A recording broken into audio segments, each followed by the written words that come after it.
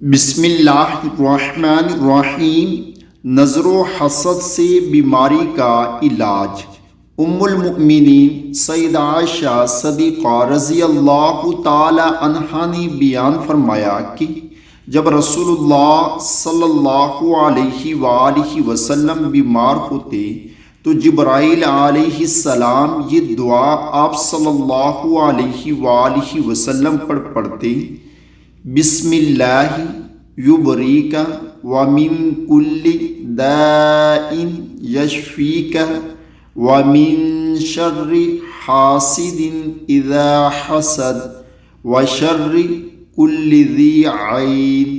اللہ کے نام سے وہ آپ کو بچائے اور ہر بیماری سے شفا دے، اور حسد کرنے والے کے شر سے جب وہ حسد کرے، اور نظر لگانے والی ہر آنکھ کے شر سے آپ کو محفوظ رکھے۔